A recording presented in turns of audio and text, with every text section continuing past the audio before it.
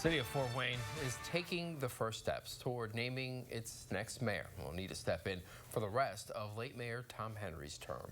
Local leaders are still in mourning tonight after the mayor's death on Thursday evening, but even still, they face the responsibility of filling his role within the month.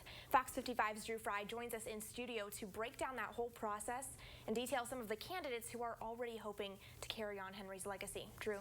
Yeah, anyone who wants to fill that mayoral vacancy has until Wednesday, April 17th to file their candidacy with the Allen County Democratic Party. Candidates will then join a town hall on that Thursday ahead of the Saturday, April 20th caucus.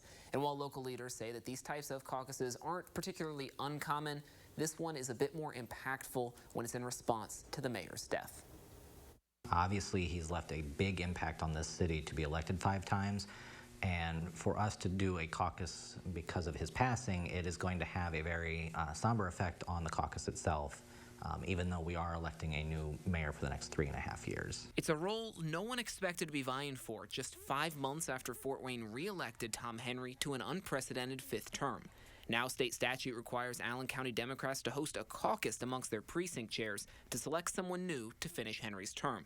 And political science professor Michael Wolf says this election could impact the political landscape for years to come. Well, it's high stakes, and certainly the Democrats potentially see maybe this person carrying on and running for their own mayorship here in 3 years or 3.5 years. Henry's deputy mayor, Carl Bandemer, is serving as the active mayor in the meantime, but the decision to find a full-time successor falls into the hand of 98 precinct chairs who will come together on April 20th to pick from a field of local leaders in Henry's Democratic Party. I think it's very kind of difficult set of decisions because these are typically party activists who may, be close to more than one of the people that may end up running. Allen County Democratic Party Chair Derek Camp will be one of those electors in that late April caucus. He says he's looking for someone who will honor and carry on the late mayor's legacy. Mayor Henry was a lot of our personal friends.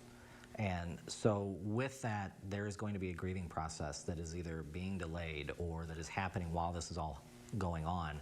And I think it's important that everyone will remember, particularly the candidates, as we're going through this, to be respectful of that. Be respectful of the passing. Be respectful of the fact that he has a major legacy in this city. And as for the people who are hoping to carry on that legacy, we know of 4 candidates so far who are throwing their names in the mix. That includes 2 city council members in Michelle Chambers and Sharon Tucker, plus Indiana State House Democratic leader Phil Giaquinta and local educator Jorge Fernandez.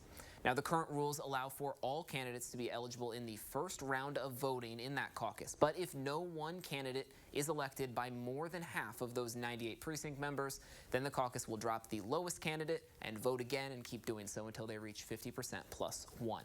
That caucus is set to begin at 10:30 a.m. on April 20th and will last until that new mayor is elected. And of course, we'll be following along through that process on air and online. Reporting live in studio, I'm Drew Fry, Fox 55 News.